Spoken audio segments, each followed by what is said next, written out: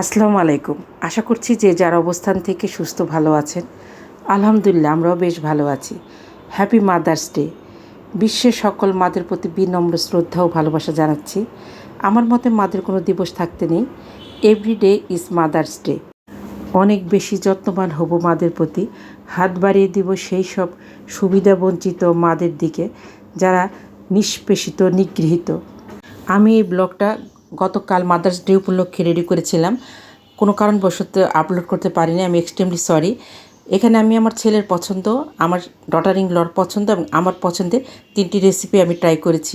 আমন্ত্রণ জানাচ্ছি দিলরুবার হেসেলে সাথে থেকে রেসিপিগুলি দেখার জন্য। এখানে কিছু বাটা মাছ, একটা মাগুর মাছ নিয়েছি, 1 মুঠো পেঁয়াজ, 1 চা চামচ করে ধনিয়া, হলুদ এবং মরিচের গুঁড়ো দিয়ে আমি এটা পেস্ট করে নেব। কড়াইতে বেশ কিছু তেল দিয়ে আমি লবণ আর হলুদ দিয়ে মেখে রাখা বাটা মাছগুলো মচমচ করে ভেজে নেব।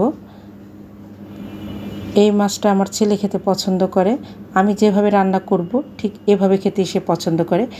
এখানে আদা, রসুন এবং পেঁয়াজটা সম পরিমাণে বেটে আমি এটাকে কিউব করে রেখেছি। আমি মাছ ভাজার তেলে কিছুটা কালো জিরা এবং দুটো তেজপাতা দিয়ে নেড়ে চেড়ে ব্লেন্ড করে রাখা মশলাটা দিয়ে দিলাম। আমি ব্লেন্ডারের জারটা ধুয়ে একটু পানি দিয়ে মশলাটা খুব ভালোভাবে কষিয়ে নেব। খুব সামান্য আদা, রসুন এবং পেঁয়াজের একটু পেস্ট এবং 1 চা চামচের মতো জিরা পেস্ট আমি এখানে দিয়ে খুব ভালোভাবে মশলাটা কষাবো যতক্ষণ না মশলা থেকে কাঁচা গন্ধটা দূর হয়। আমি এখানে পানি দিয়ে দিব। এখানে আর পানি দেব না। এই পানিটা যখন ফুটে উঠবে সেই মুহূর্তে আমি ভেজে রাখা মাছগুলো দিয়ে দেব। মাছগুলো দিয়ে 5-6 মিনিটের মতো রান্না করব। মাছটা নেড়ে চেড়ে চিড়ে রাখা 5টা কাঁচামরিচ এবং 5-7 পিস টমেটো, মানে একটা টমেটোর মতো টমেটো দিয়ে আমি এটা ঢেকে লো টু মিডিয়াম হিটে দমে রেখে দেবো। রান্নাটা শেষ। আমি সেই কড়াইটাতেই ধুয়ে আবার একটু তেল দিয়ে 3-4 কোয়া রসুনের ফোড়ন দিয়ে আমি এখানে 4টা পেঁয়াজ কিউব করে কেটে নিয়েছি। পেঁয়াজটা আমি তেলে হালকা ভেজে নেব, খুব কড়া করে ভাজবো না। পেঁয়াজটা যখন ঠিক এরকম হবে সেই মুহূর্তে আমি 1 চা চামচ জিরা বাটা এবং 1 চা চামচের মতো আদা, রসুন, পেঁয়াজ মেশানো বাটা দিয়ে দিলাম। 1 চা চামচ হলুদের গুঁড়া, 1 চা চামচ ধনিয়ার গুঁড়া এবং এখানে মরিচটা একটু বেশি দিয়েছি কারণ এটা ঝাল ঝাল হলে খেতে ভালো লাগবে। আমি এখানে মাগুর মাছটা 2 পেঁয়াজে বানাবো।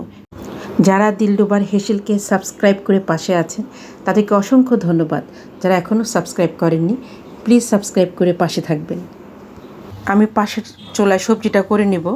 এখানে আমি 1 কাপ আলু, পেঁপে, শসা এবং কাঁচকলা কেটে নিয়েছি। টমেটোটা পরিমাণে কম নিয়েছি। আমি হলুদ আর লবণ দিয়ে সবজিটা ভালোভাবে ধুয়ে রেখেছি। হলুদ দিয়ে ধুলে সবজিটা, বিশেষ করে কলাটা, কালো হয় না।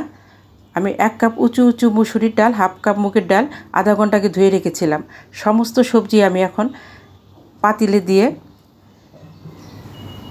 খুব সামান্য হলুদের গুঁড়া, 1 চা চামচ আদা রসুন পেস্ট মিলে একটা কিউব করে রাখা সেই কিউবটা দিয়ে দিব। খুব সামান্য মরিচের গুঁড়া এবং ধনিয়ার গুঁড়া দিয়ে যে পাত্রটাতে আমি ডালটা ধুয়ে রেখেছিলাম সেই পাত্রের 4 বাটি আমি পানি দিয়ে এটা সেদ্ধ হওয়ার জন্য গ্যাসের ফ্লেমটা অন করে লো টু মিডিয়াম হিটে 15 মিনিটের মতো ঢেকে রাখবো। যারা দেশের বাইরে দূর দূরান্ত থেকে আমার রেসিপিগুলো দেখে খুব সুন্দর সুন্দর কমেন্ট করছেন তাদের প্রতি সত্যিই আমি অনেক কৃতজ্ঞ। এভাবেই আমরা একে অন্যের পাশে থেকে আমাদের নতুন নতুন রেসিপিগুলো দেখে অনেক কিছু শিখে নিতে পারি এবং আমরা আমাদের নিজেদেরকে বেশ খানিকটা এগিয়ে নিতে পারি। যারা এতক্ষণ যাবৎ সাথে থেকে রেসিপিগুলো দেখছেন, যদি ভালো লেগে থাকে প্লিজ লাইক দিতে ভুলবেন না। আপনার অতি মূল্যবান একটি লাইক আমাকে এগিয়ে যেতে অনেকটা সাহায্য করবে। আমি এখানে মাগুর মাছটা দিয়ে ঢেকে দিলাম। অনেকে মাগুর মাছটাকে ঘষে পরিষ্কার করে নেয়, আমরা শিং মাছটা ঘষে নেই, মাগুর মাছটা এভাবেই খেয়ে থাকি। আমার সবজিটা সেদ্ধ হয়ে গেছে, আমি এটাকে বাগার দিয়ে নেব। বাগারেই এই সবজিটার আসল মজা। এখানে আমি ঘি দিয়ে বাগার দেবো, আপনারা ইচ্ছে করলে তেল দিয়ে বাগার দিতে পারেন, তবে ঘি দিয়ে দিলে বেশি ভালো লাগে। এখানে আমি একটা পেঁয়াজ, 4 গলা রসুন কেটে নিয়েছি। আর এই যে মরিচটা দেখছেন, এই নাগা মরিচটা, এটা এই সবজির স্বাদটা আরও অনেক গুণে বাড়িয়ে দেবে। এখানে আমি অর্ধেক নাগা মরিচ এই বাগারের যে ঘিটা আছে সেটার সাথে ভেজে নেব। আর হাফ চা চামচের মতো জিরা দিয়ে বাগারটা আমি লাল লাল করে ভেজে সবজির মাঝে দিয়ে খুব ভালোভাবে নেড়েচেড়ে মিশিয়ে নেব। বাগারটা দেওয়ার পরে আর বেশিক্ষণ এটা জাল দেব না। 1 চা চামচ উঁচু উঁচু চিনি দেব। চিনিটা ইচ্ছা করলে স্কিপ করতে পারেন, তবে সবজিতে চিনি দিলে খেতে ভালো লাগে। আমি এটা এখন ঢেকে চুলার ফ্লেমটা বন্ধ করে আপনাদেরকে সার্ভ করে দেখাচ্ছি। ছেলের পছন্দের বাটা মাছ, আমার পছন্দের মাগুর মাছ, আমার ডটার ইন লর পছন্দের সবজি। এই সবজিটা অত্যন্ত টেস্টের হয়। যারা ডায়েটে আছেন তারা এই সবজিটি এমনিই খেতে পারেন। আলহামদুলিল্লাহ, একটি অসাধারণ দিনে মধ্যাহ্নভোজের এই সামান্য আয়োজন কেমন ছিল কমেন্ট করে অবশ্যই জানাতে পারেন। নিজে ভালো থাকবেন, অন্যকে ভালো রাখবেন। আল্লাহ হাফেজ।